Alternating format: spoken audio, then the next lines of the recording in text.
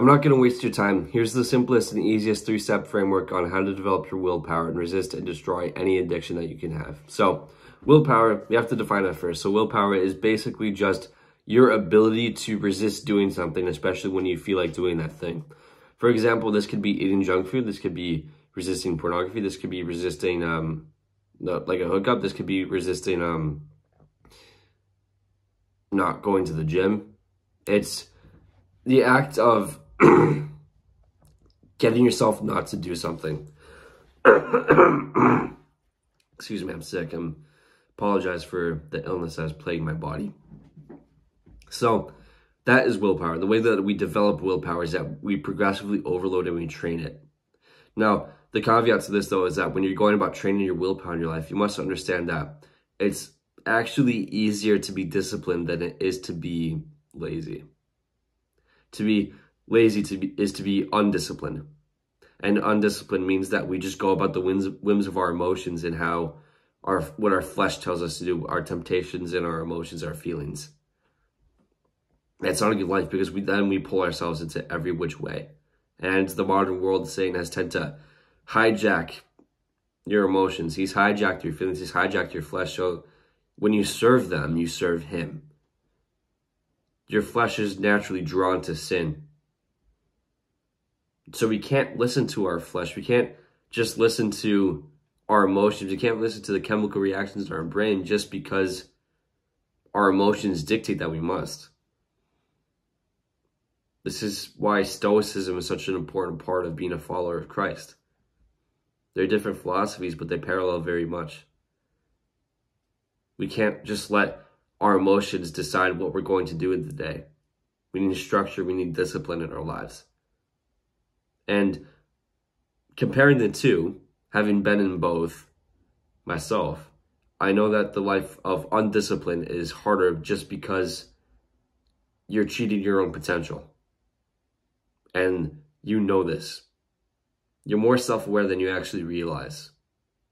Especially when it comes to the fact that you're selling yourself short of what you could be doing with your life.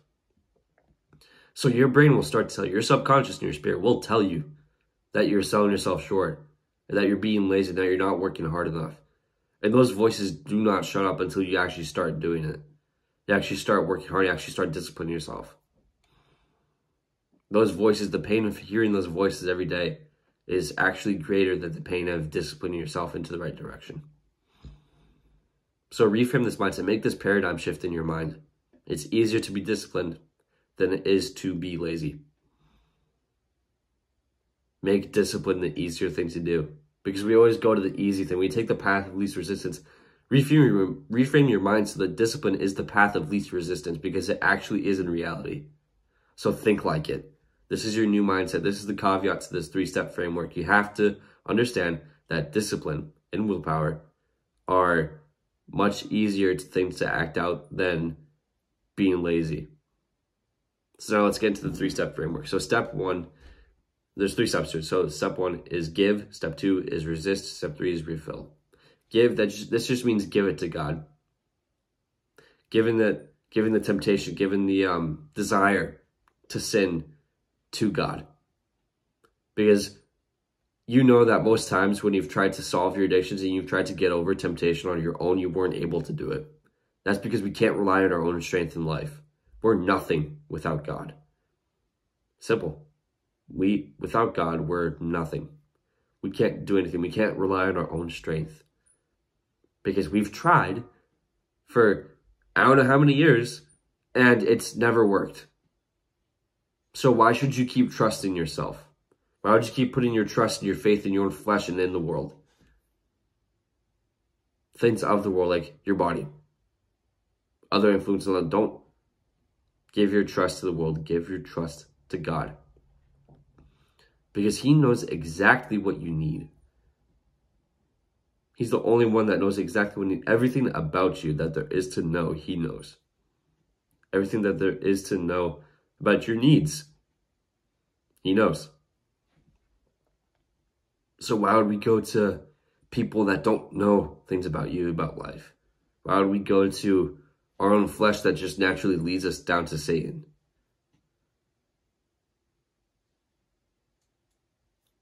Give your temptations to God. When you feel like relapse, when you feel like eating that junk food, seek God's guidance. Ask God for help in resisting this temptation. Ask him to help you cast out these demons in your mind that are telling you to sin. And he will sustain you. With the caveat that I believe you can. The belief is what's important thing. I will have a video about faith coming up today. So if you're interested in improving your faith, then that's going to be the video for you. Step 2. Resist. Resisting. This is the act of willpower. And the best way to progressively overload your ability to use willpower and implement it into your life is to take the thing that is your vice, the thing that you struggle with most currently, and put it somewhere in your environment that you see, that you will see it every single day. Often, every single day. So what this can mean, for example, is I had a hard time quitting eating these really unhealthy granola bars. I really like the way they tasted, but I just couldn't stop eating them. I knew I had to, but I couldn't. So I was able to figure it out. And what I did was that I would put the granola bar right in the front of my desk and right in front of my computer. I used my computer every day, so I'd see the granola bar every single day. So I made it a part of this environment, and I also spent like 15 minutes of the day reaffirming myself that I was not going to eat that granola bar. I would obsess over it, stare at it. The opposite of what these people I want to tell you to do, to get rid of the thing out of your environment. That doesn't work, because then you'll just go out and get it again. The problem isn't that it's accessible. The problem is that we want to access it. We want to stop accessing this thing. We need to stop wanting this thing. We need to stop idealizing about the pleasure and the gratification we can get out of this thing. So what we must do is that we need to put it in front of us. We need to obsess over getting rid of this one little bit of vice that we have, just so we can improve our willpower long term. For like 15 minutes a day, just like get into it. Just like, I'm not going to eat the granola bar. I'm not going to eat the granola bar. I'm not going to eat the granola bar. And then it'll start to be reaffirmed in your brain, and you'll start to believe that you actually don't. Given if you do this consistently enough. Step 3, refill. When we go to the gym, we lift heavy ass weights, and to grow afterwards, we have to nutrition ourselves. We have to eat protein, and we have to eat a lot of food if we want to grow bigger. Imagine you skip down the nutrition side, you wouldn't grow. This parallels a lot with developing our willpower. When we exercise our willpower, when we give it to God, when we do all these things, we actively resist the temptation. That is exercising our willpower muscle. But you have to feed it. You have to feed it after you use it, because if you just use it and use it again and again and again, it's not going to get any stronger, it's going to get burned out. So what you need to do is replenish it. You need to give it food. In the way that you do that is give it spiritual food. Mostly through just reading the Bible. It's that simple. Literally just read the Bible once your temptations have left you and you've actively used your willpower for the better. Because in life, we have ideas. When we're tempted, we have ideas about the pleasure and the gratification we can get from that thing. When we have lustful thoughts, we're thinking about the pleasure of the moment. We start to visualize and ideate over a perfect scenario in that context. That's what drives us to do this thing actively. You can't kill an idea. If there's one thing in life you cannot kill, it's an idea. What we can do, however, is replace an idea.